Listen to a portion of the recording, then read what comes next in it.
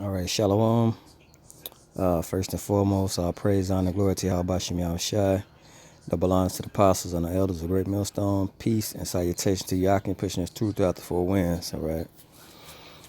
Through the Spirit, man, just going to go into this little lesson, understanding spiritual talk. Okay.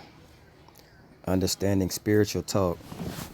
Because in the scriptures, you see a lot of metaphors, parables, you know what I'm saying? Certain sayings that has a number of meanings, all right? But only the spiritual men of Yahweh Shem Yahshua is going to get the understanding of this, all right? So this is the definition of metaphor. A figure of speech in which a term or phrase is applied to something to which it is not literally applicable in order to suggest a resemblance, as in a mighty fortress is our power, okay? A mighty fortress is our power. We know he's not a physical fortress, but it's just explaining that he's our rest. He's our hiding place. Okay.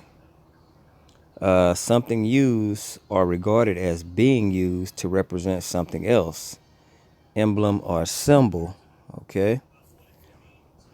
A metaphor is an imaginative way of describing something by referring to something else which is the same in a particular way.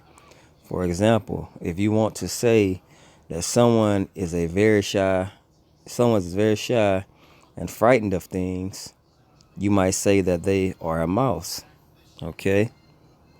The avoidance of violent expression and metaphors like kill two birds at once with one stone. All right? That means, like you've heard this one said before, kill two birds with one stone. You might be out doing something and you get two things accomplished that you needed, running errands, you know what I'm saying, while you're already out. Okay, take care of that. It doesn't mean you're physically killing two birds with one stone. Okay, so people need to get, well, people won't get that it's not meant to get. Okay, people that's not meant to get this won't get it. All right. Let's see if it's any more. A phrase. If you mix your metaphors, you use two conflicting metaphors. People do this accidentally or sometimes deliberately as a joke to mix yet more metaphors. You were trying to run before you could walk. Yeah. Okay. I've clipped your wings. Okay. These are metaphors. All right. This is Amos 3:7. It says, surely Yahweh Shema Shai would do nothing, but he revealeth his secrets unto his servants, the prophets. So these secrets, these sayings, you're going to have certain men that understand these sayings. It's not given to the whole world, okay? This is Daniel 2:22. He revealeth the deep and secret things. He knoweth what is in the darkness, and the light dwelleth with him. Okay? So,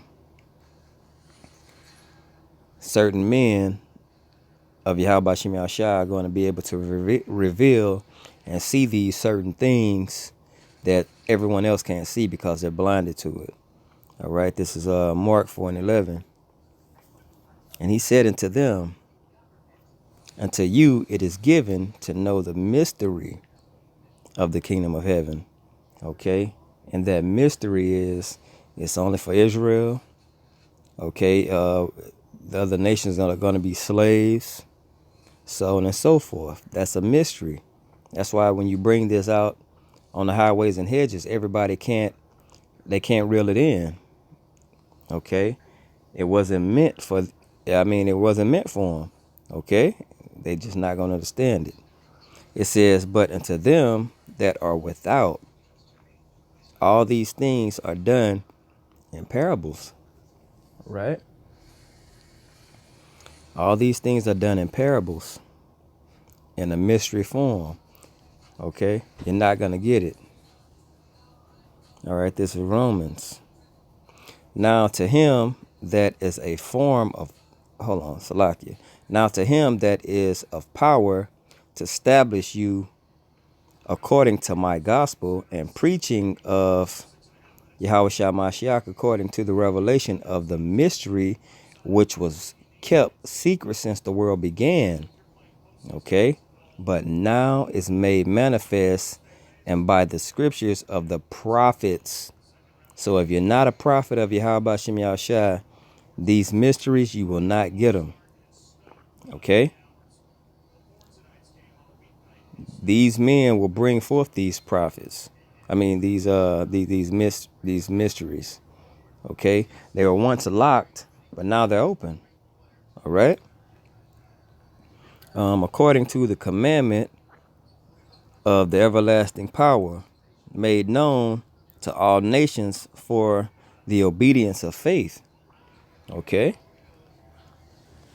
So now these things are being made known. Okay? So for only for the elect's sake. Okay? Made known to all nations because we were scattered into throughout the four winds. And by these men, these prophets bringing forth the good news, the gospel, the people that can receive it, they're going to have faith in Yahweh Shem Yahushua, and they're not going to break the laws and sin and do all these wicked things anymore. Okay? This is Colossians 1:26. Even the mystery which hath been hid from the ages and from generations, but now is made manifest to his saints. So, Israelites, chosen Israelites, these things are going to be made clear to them. All right? That light going to shine upon that situation, and they will understand it. All right? Now, these are some examples, all right, that everyone just not going to get. Okay? It says, I beheld till the thrones were cast down, and the Ancient of Days did sit. Now, this was broken down by the elders and apostles, okay, and it was passed down, all right? The Ancient of Days is the one that the world ignorantly calls God, okay? This is the Creator. It says, whose garment was white as snow. Most people didn't even know he had a body, all right? And his hair and the hair of his head like the pure wool. Now, so now you're fighting with someone that believes that the Most High don't have a body, but this scripture breaks basically after it was broke down. You can see now, okay? If you're meant to see, okay, whose garment was white as snow, and the hair of his head like the pure wool. His throne was like the fiery flame, and his wheels as a burning fire. Now, does that make sense to people? His wheels as a burning fire. Now, did they have vehicles back then? That the Most High sit in a vehicle and he hit the gas and he was going so fast that the wheels was a burning fire? No. Okay? It just shows you these are mysteries that everyone's not going to get. All right? That's a metaphor. All right? This is Mark 8:24. And he looked up and said, I see men as trees walking. Did he really see men? Or men as trees with arms and a human face in it, with limbs? Or is this a metaphor? All right. Job 14:7-9. For there is hope of a tree, if it be cut down, that it will sprout again, and that the tender branches thereof will not cease. Okay? Check this out. Though the root thereof wax old in the earth, and the stock thereof die in the ground, yet through the scent of water it will bud and bring forth boughs like a plant. All right. Metaphor. Let's see what that pure vine is. Yet, this is Jeremiah 2:21. Yet I had planted thee a noble vine, wholly a right seed. How then art thou turned into the degenerate plant of a strange vine unto me? That's the nation of Israel. Okay. It was a pure vine. Then all of a sudden, following the customs of the other nations, it became a degenerate plant. All right. So we see up here the hope, for there is a hope of a tree. Okay, now check this out. I am the true vine, and my Father is the husbandman. Every branch in me that beareth not fruit, now this would be speaking to the nation of Israel, okay, that beareth not fruit, he taketh away, okay, and every branch that beareth fruit, he purgeth it, he cleanseth it, okay, that it may bring forth more fruit. Now ye are clean through the word which I have spoken unto you. Abide in me, and I in you. As the branch cannot bear fruit of itself, except it abide in the vine. So you're going to have men that abide in the vine, abide in Yahweh Shai, and you're going to have men that don't. Okay? But you're going to be known by your fruit. Those are those trees. Okay? Except it abide in the vine. No more can ye except ye abide in me. Okay? So you can't do nothing without Yahweh Shem Yahweh Shai. Okay? He's going to give you understanding to bring forth this truth. And that's how fruit, it blossoms. Because this is the water. Okay? You're going to nourish it. After it's planted, you're going to nourish it with feeding it with the scriptures. You know what I'm saying? And it's symbolic to a person. All right? It says, I am the vine, ye are the branches. He that abideth in me, and I in him, the same bringeth forth much fruit. For without me, ye can do nothing. Period. All right?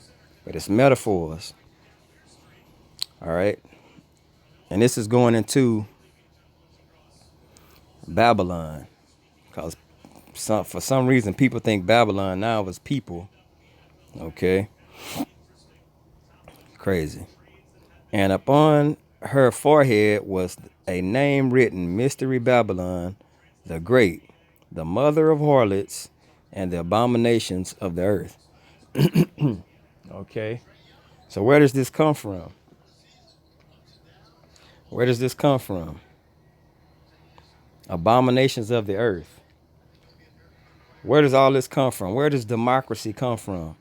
It comes from Esau. Esau lives in America. That's Babylon. Okay? America is Babylon. Okay?